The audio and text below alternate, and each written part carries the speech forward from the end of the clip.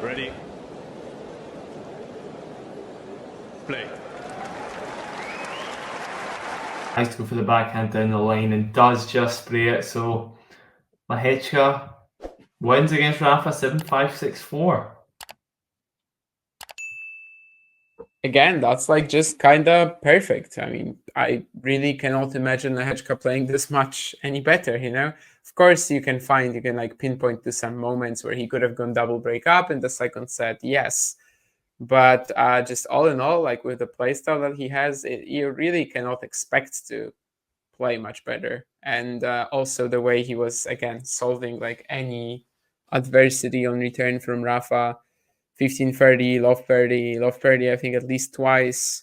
And he just plays some ridiculous points on all of these occasions and just never allows Rafa any sniff at breaking. It's just too good. Yeah, fantastic stuff. Remember at the start of the week, Damien, who did you say was going to beat Lehecka again? Just remind me. Hmm? Who did you say was going to beat Lehecka again? Just remind me. Who did I say was going to beat Lehecka? Yeah. Genuinely, it did. I'll look it up. I can't remember who it was now. It's annoying me. It was somebody in the first. Yeah, that was it. Medjedovic. Medjedovic. Yeah, Yes. I wanted Medjedovic over Tsitsipas, yeah, but Lehecka over Tsitsipas was also going to be a potential upset. Yes. But Yeah. yeah, I didn't know what you were getting at, honestly. But basically, I was, and yeah, I really didn't know what I was gonna, what he was going for, if that's what Jake is referring to.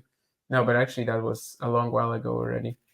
No, that was just for myself, Damien. Yeah, that was different. Yeah, I honestly didn't know what you were referring to. But today, I thought you were maybe referring to today, that I said something at the beginning about like Lehecka potentially losing or something like that. I don't know, but he definitely did.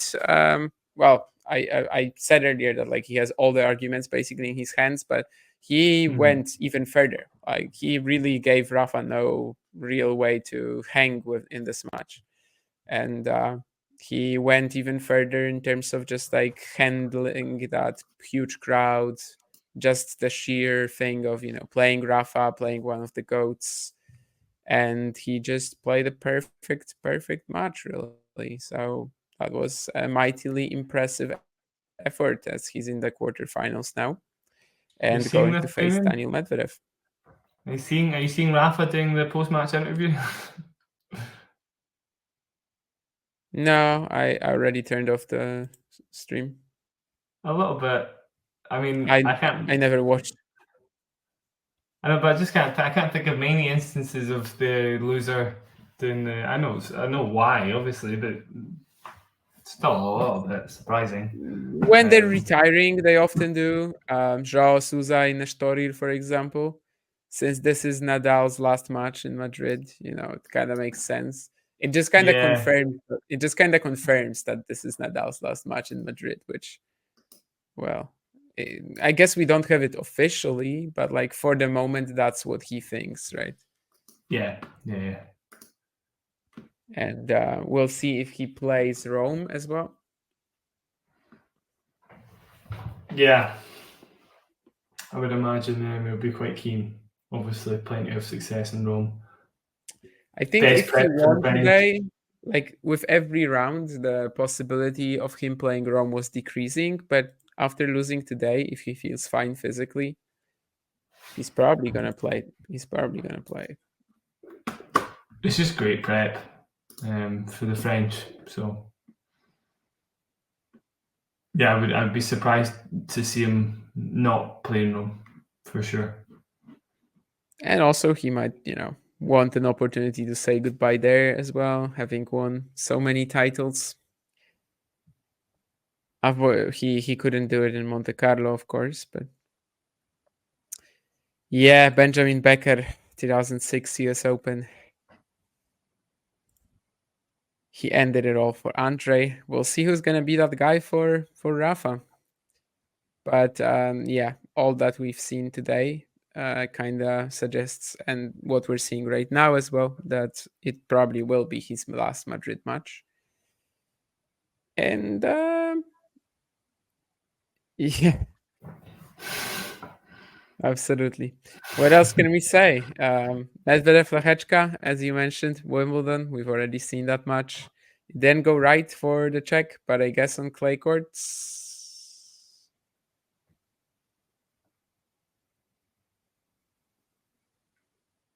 Getting the flags out and everything. I don't know how much of this you can decipher, John. Obviously, it's all in Spanish. It's very cool. I like it. Quite tasteful. The flags and the pictures of them winning the title. It's cool. Oh, one of the flags is only dropped halfway though, so it's just RAF, Royal Air Force.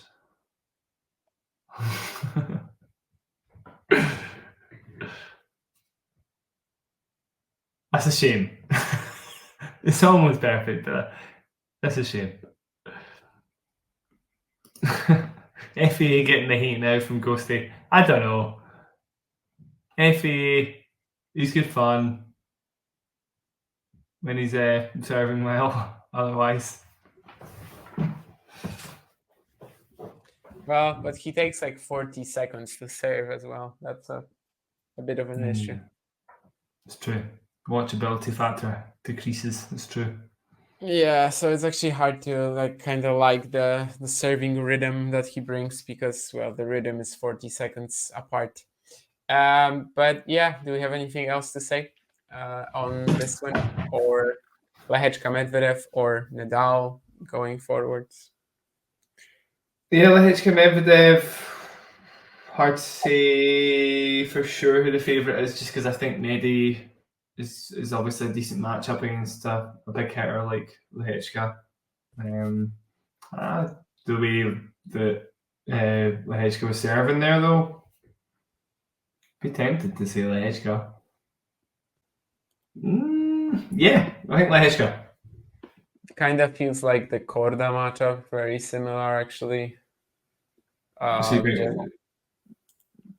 Korda matchup for Medvedev. Yeah, obviously Korda, has been able to beat Medi in the past. I mean, they played here. That's why I'm referring to this, right? And Yeah. Korda had everything to like win there, and he was even 2 points away.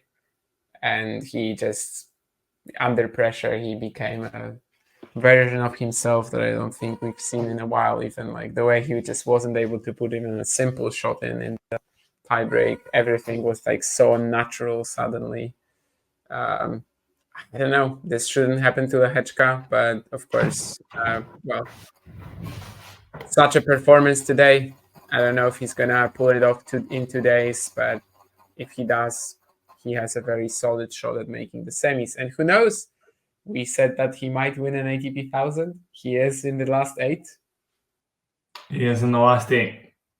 Do you fancy? Well, I already know your thoughts on Andre and Carlos. Are they in the same as how under prepared and Damien? Are they in the same half? Medi, Lehecka, Carlos, and Rublev? No. No, Medvedev Lehecka is the top half. So with Sinner, Felix. Right. How high can Lehecka go ranking wise? Do you mean just in general or after this event? Just in general, top 10 at some point in his career doesn't seem impossible. In fact, it seems very realistic, I think. Right now, he is 26th with this quarterfinal. One more win would already bring him up to 22, which I think would break his career high as well. Although it would be also dependent on how Tiafoe does in Cagliari. But basically, if he makes the final here, for example, if he wins the title, he could be in the top 20 already. And at some point of his career, top 10 seems pretty... It doesn't seem like a bold prediction, right? I don't think so. Yeah, as I say, the upside to Lehecka's game is massive, but yeah, we need to see him we need to see him put together big wins like this. So I think the match against Mehdi is a really, really big one, and it'll say a lot for his career. Can he pull off these top 10 wins frequently? And if you think about it, like this has actually been, let's say in the last 7 matches that Lehecka played, we already had Nadal, Tsitsipas, and Rublev, and all of these were like just picture perfect performances.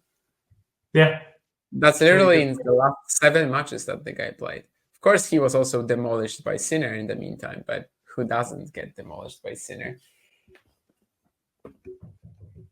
Oh, John, you're muted. I'm intrigued to hear what you had to say there.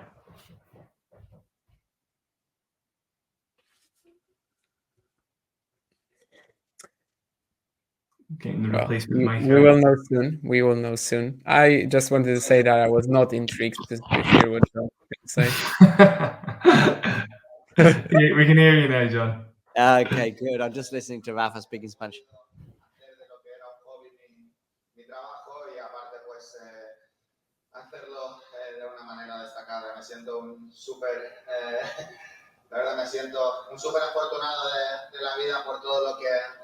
I mean, he's not saying anything crazy, just super fortunate to the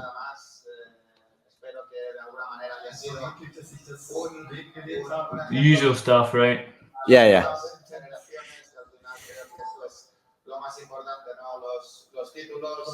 The titles.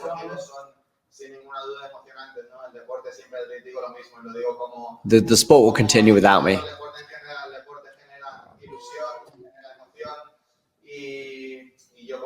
And I just want to have a quick word about Damien Kust, who's been a hater all my career, and it has driven me to 22 Grand Slams. Yeah, especially when he was 4 years old, And...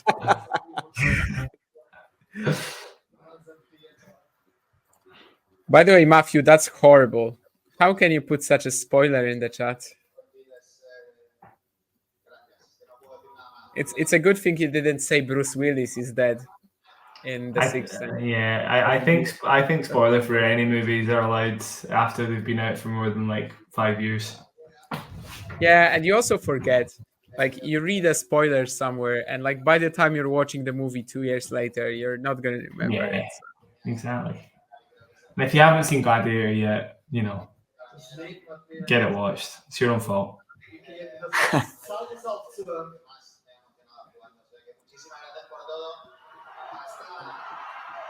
Hasta when until hasta la próxima. But let's see what he's going to say. Hasta.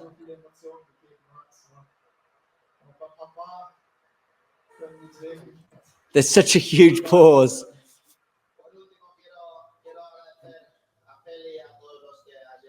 Thank you to Feli Lopez, I guess.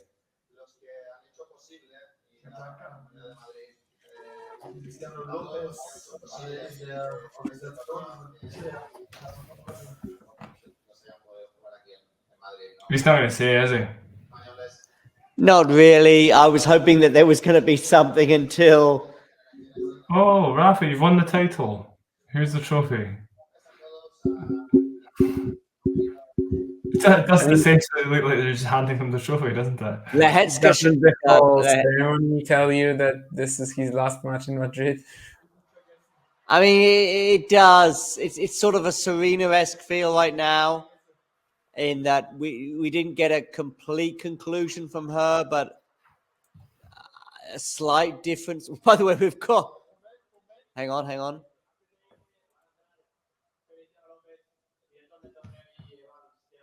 Of course, I remember now, Feli Lopez, his last tournament was in Mallorca, I think in June of last year, that grass court tournament. And Rafa Nadal I remember him being in there. Oh, they're going to give him a sort of a trophy. Oh, I see. Having won it 5 times. I guess no one's won it more.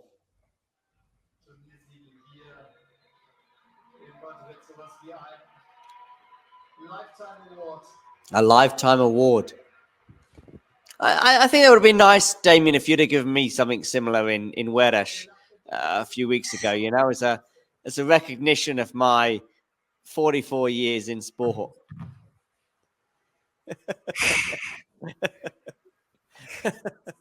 You said it, by the way. You said it. Yeah. Now that I know, everyone can know. Yeah.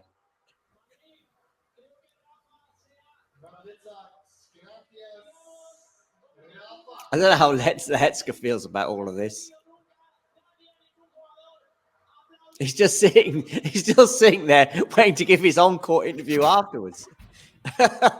Imagine he comes on and says, "Well, it was a good win. To be fair, I mean, Rafa pushed me hard in the first set, but I guess I made the difference."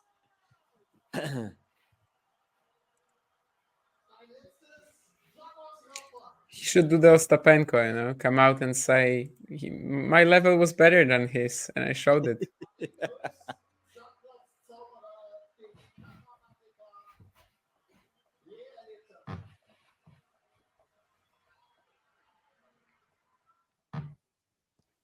I mean, he hasn't definitely said it's the last time. If he has 6 healthy months, I don't know. I mean, it's probably it's similar to Serena, right? It's similar What is similar to Serena? in that we're probably saying the last time goodbye to him at these events, but we don't quite know. Where exactly did that happen with Serena? At US Open, New York. No, but there we already knew that it's her last event. Yeah, but she never said those exact words, did she? She just. I don't think so. I think it was actually clear that it's her last event. Yeah, clearish. Well, Is the- definitely it's not comparable to this situation, I think. I don't know. I think they are quite comparable. I mean, in a home country. Yeah, but it's not even his last event, And for her, I mean, it was specifically stated that it's her last, I think. No, she didn't. She never specifically stated it. That was huge. It was like it was like heavily insinuated in that Vogue article, but she didn't quite go as far as to say it. But it was like, yeah, and it was like, well, will she be at the Australian Open? Probably not. There was some cloak and daggers or cloud So regarding. this is very different because Rafa is still playing after this. Yeah, but the home country and all the flags and stuff like that was very similar. Yeah, I kind of get that. I think the sentiment from Ghosty in the comments is actually very true. Tennis retirement is weird. Nobody really knows what to do, and nobody knows how to handle it. It's always very slapped together, and sometimes you get like these massive ceremonies that are really over the top, and other times tournaments just don't do enough. And yeah, it's very then the strange. player comes back agree. in a month because they actually realize that, hey, wait, I can also play, I don't know, the Australian Open and money. I mean, the thing is, it says thanks. The whole things with their thanks, Rafa. I mean, it's a homage. It's an 85-90% chance it's the last time he's going to be there, but we don't know, and nobody, and even Rafa doesn't know 100%. So, yeah, I mean, Matthew's here saying she more or less wrote over time. Yeah, but she said I'm not quite committing to it in a way that many sports people. Michael Schumacher spent 4 years without driving a Formula 1 car, and he came back. So, I think sports people, football's a bit different. It's a more of a gradual thing. It's like, oh, okay, I'm going to go to the US now. I'm going to go to Saudi Arabia or whatever. I think tennis players don't quite know when and how to do it. Jack? I'm not sure. Yeah, I mean, listen, can Rafa Nadal win one more title in the rest of his career? Yeah. So that's the thing. And so when the answer is still yes to that question, whether it be I can see some Andy Doesn't Murray. it depend hugely on scheduling, though? Like if he only plays Rome, Roland Garros, and the Olympics, for example. Right, of course. And so then is the answer really yes? Is the answer really yes? Does it not make it more difficult to call it a day as well? I mean, if you're who's the French guy who quit at Paris-Bercy in 2022? who beat Taylor Fritz, and I was Gilles there. Simon. Yeah, Gilles I mean, Simon. yeah, I mean, maybe it's a little easier for Jill Simon to go. This is like Elise Cornet. She's saying that it's a little easier than That's if you're that's actually not a good argument, because Alice Cornet has been saying that it's her last season for the past 5 years. It's a perfect Of course, example. this is the first time when it's final, but like it But wasn't it's easier a for her. perfect example because she's like, I just don't know. If I'm still capable of winning matches, maybe I can inspire a Billie Jean King Cup win, or maybe I can win a 250 or have an amazing run in Paris finally, or whatever. That's the problem. Jack? I was going on a departure there, but no, I do know what you mean. It's kind of hard to know where to stand on that one. I get it. Again, it's just weird. Retirement's just weird, and it's just never really certain. Do players even have to really say for sure they are officially retired? Because they could just come back. In an individual sport, it's tougher, I think, in a way. Yeah. Anyway, yeah. I was also sorry. I had one eye on Twitter as well, because I was just looking at a few of Matthew Willis's tweets. I'm a big fan of. He was talking about the fact that with racket technology just getting faster and faster, and the game getting bigger and bigger in general, there's actually quite a solid argument to make that volleys are now more effective on clay than they are on hard courts. Okay. It's almost went full circle, because you just don't have enough time to get into the net on faster surfaces nowadays.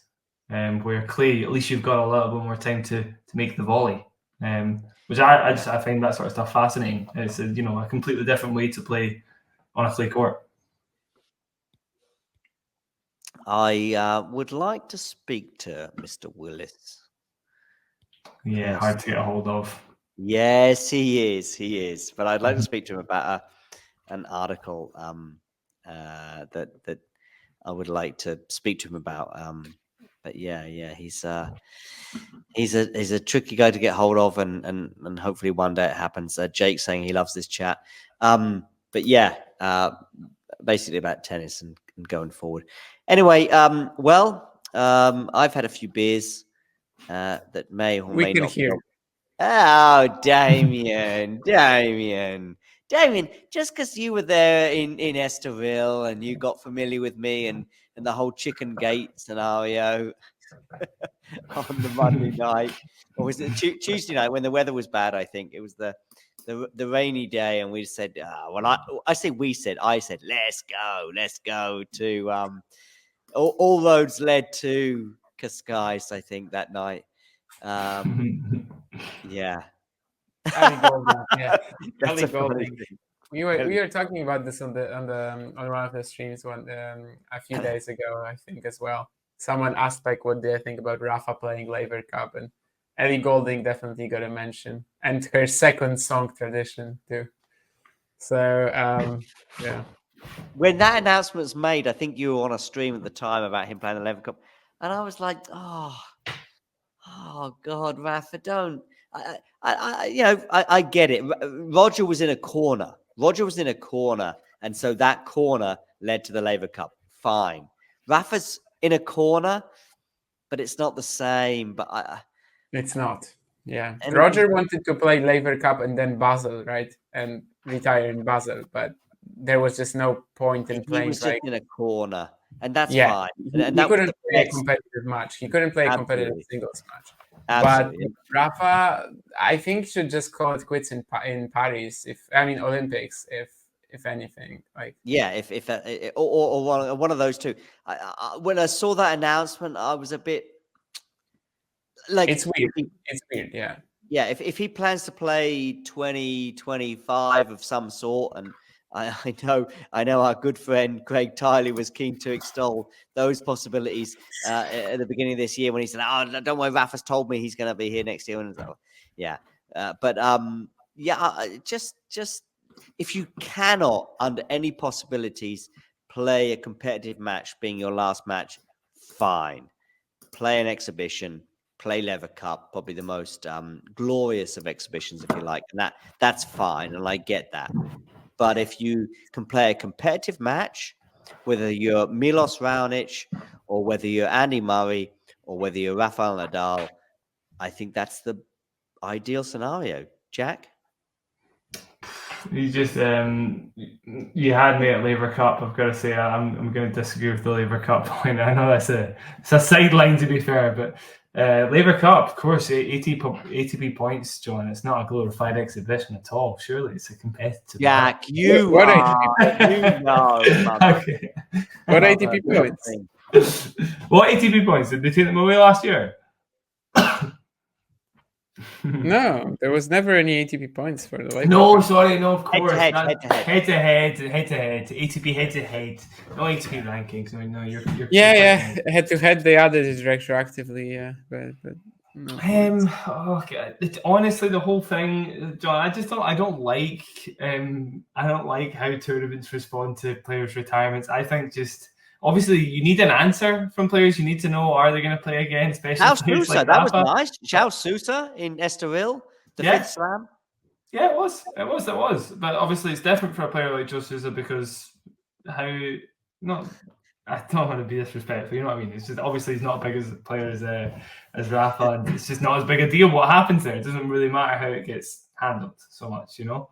And actually, it was a nice end off to end. He also doesn't really have a choice. Like, you know, he can only really do Estoril or one of the Portuguese challengers. Like, that's kind of the end of it. Like, because he won Estoril in the past. Or slam. I mean, I know he's Portuguese and stuff, but he could always go at the first round of the French. Or some people do that, but like he first would have to get into a slam.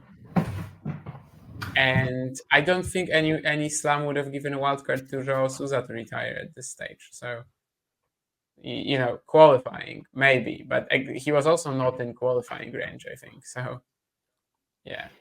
It's going to be a messy year, John. To be honest, it's going to be a messy year because, well, you are correct. Rafa hasn't really officially retired, and there's going to be a lot of like kind of backpedaling, and I think there will be because he's playing pretty well, and if he plays well at the French, well, you know what I mean by playing well. I don't know. This is just me looking at it from a particular perspective. I think he doesn't know 100%. And how can you know? Even the day you retire, I think 90% of sports people, although they look back, you speak to them 20 years later and they go, I think I called it wrong. Yeah. Pete Sampras was a weird one in that I think his last ever competitive match was the US Open final that he happened to win, right? Am I right on that? But it just sort of happened like that. But he didn't announce it for the next year. Yeah. Right. He announced it at the next US Open. Yeah, he didn't know, of course, because it just happened to pan out that way. And so Rafael Nadal is thinking right now, like we're all thinking as sports viewers and perhaps even fans, going, he can win another tournament. And that's an amazing way to finish your career. If he'd won the Barcelona tournament this year somehow, or could potentially win it at the beginning of next year or in April of next year, you'd be going, that's an amazing way to bow out. But then if you win that tournament, you're thinking, well, if I can win Barcelona, I can get to the quarters of the French. And so on and so forth. A player like getting to the Rafa, quarters at the French, like that's not something that would satisfy him. No, of course not. But I'm just saying that if I can win Barcelona 500, or if I can win 2 or 3 matches in Madrid, and by the way, winning 2 or 3 matches in Madrid is basically what he's done for the last 5 years. I'm not here saying he's going to win the French Open, but I'm just here to lay out, which I think everybody is probably aware of. It's just how difficult it is to say, okay, that's easy. For Joao Sousa, probably it is a little easier to say, that's a line in the sand. I'm not prepared to do those hours in the gym anymore to potentially play qualifiers, potentially make a first round of a slam. Those hours in the gym and those extra efforts are to make the quarterfinals of the French Open and perhaps beyond. I think if he's competitive, much like Andy, the two of them will just keep going. I genuinely think that. So it's going to be messy. Because I do think the fact he's beaten a player like de Minaur, after having been beaten by him the previous week, is quite a statement. It's quite a statement for me. And I do think that he genuinely does have a good chance when the serves are slowed down just a touch. I think Rome will be very, very interesting. Very interesting. And I wouldn't be surprised if he just plays another year, John. Genuinely. So I do think all of this retirement business is a little bit premature. I mean, after this ceremony, Yeah, that's the thing. how do you return to the tournament next year? It's a gracias. Did you say gracias? And I don't need to translate that, motherfucker, into English. Yeah. Yeah. Yeah. I mean, yeah, it's a bit OTT, I would say, but it is Rafa. So I mean, much like Andy, he just came back. Yeah. That's 2 or 3 times now we've had Andy referenced. But that's the only, that's relevant. Australian Open was a joke. Like, what the hell happened there? The one in 2019, we just rolled out the retirement tapes, got everybody to say happy retirement. That's the ATP tour should have learned their lesson, but they just didn't. But his retirement path is a little clearer than Rafa's. It's Wimbledon. Yeah, it is. Yeah, but I'm just saying this thinks of Australian Open 2019.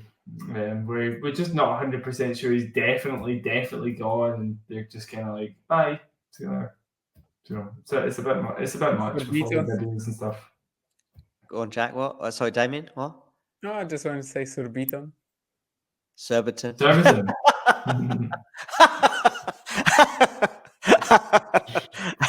A semi-final run there, and he says, "Ciao." Yeah, right. I guess you'll be doing the encore interview, Damien. Lehecka did give a speech, by the way, Matthew. That's a fair comment. I did turn down the TV at that point. But anyway, yeah. Anyway, thanks very much. And Jack, big thanks for you, of course, joining at this late hour and stuff and all the rest of it. And hopefully we'll catch up with you soon. Damien, maybe tomorrow? Maybe tomorrow. Damien. Yeah. Damien, I thought you were going to say no there to me. No. I was just thinking about something, but I'll tell you about it later. On Thursday, I will be out. I have this phenomenal schedule where at 10 a.m. I am playing tennis for 2 hours. And then at noon, I'm already at a grill party and I'm drinking alcohol. Just quickly about the 10 a.m. thing on Thursday. Are you thinking about? Are you worried about me sort of narrowing the gap? Is that on your mind? I mean, you definitely, as I've said before, you definitely play a lot more regularly than I do. What's that? What is that supposed to mean? No, I mean you play tennis more regularly than I do, which was one of the. I'm trying to improve. Yeah, is there anything wrong with that? No, I'm just saying that this is a reason why you potentially could narrow the gap. Okay. Listen, Jack, I know you want to get to sleep. I know that, but listen. 2 and 2, okay? 2 and 2 does, on the face of it, seem a bit, not great, okay? But first of all, the balls were nuts. Okay, let's just say that. But that's fine. But that's for both players. But listen, for both players. But listen, how many times have you seen players lose 2 and 2 one week and the next week they win 6 and 5, or and they end up having Jack, don't pull that face. Just give him the video, and then he's gonna be able to tell you if he thinks that's a possibility. What happened in the first 4 games, Damien? How annoyed were you, Damien, about that line call? Going, what's going on with this line call? And you were staring down the barrel of 3-1 and a very different first set. I mean, that line call was like the first game or something like that. But yeah, I mean, I was just, I saw it clearly in the line, so I was like, what the hell happened? But no, I mean, there was a brief scare. Yeah, sure. 2 and 2 2 and 2 on the face of it. Yeah, I mean, but yeah, you just look at the scoreline. Fine. But Jack, I don't know why you're so dismissive of this. I mean, these things can be turned around very quickly. Like if Ostapenko loses 2-2 today to I don't know, friend of the show Jasmine Paolini, are But you Yeah, but this is just the score. This is just the score. This is to be nothing. fair, they You are gotta see two, the eye test. You gotta see it for yourself, exactly. and But then you can have an opinion, right? they are two world ranked players. So I feel as though it's a different kettle of fish. I think it would be fair to say. And quite a lot of the time, quite a lot of the time, you find at club level, that could have been a 6-2, 6-2 victory that easily could have been a double bagel. Like I don't know what I've not seen it yet, John. I need to see it. No, I know. There are rumors that suggest that the footage of Osama bin Laden's assassination are easier to get hold of than the video footage of this particular encounter. But listen, I cannot say who they are. And Damien says, "Oh, that's the supervisor." So I don't know who they are, who's in charge of the video footage regarding this situation. But The Illuminati. it's Let me tell you Illuminati. what. If John beat me to N2, that video would have been on the channel first thing in the morning. Right. On that bombshell, ladies and gentlemen, we're going to let Jack sleep, if no one else. And we'll speak to you all very soon on the day that Rafa Nadal maybe said goodbye to Madrid.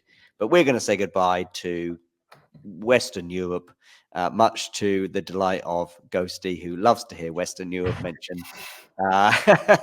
And I'll speak to you all soon. Cheers, guys. Ciao. Ciao. Bye. If you enjoyed this video, make sure you hit that like button. Don't forget to subscribe and click that notification bell so you don't miss out on all things tennis.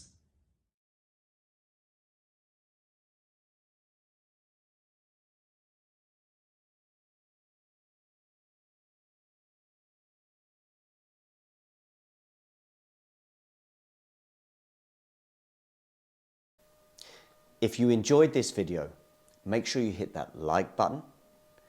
Don't forget to subscribe and click that notification bell so you don't miss out on all things tennis.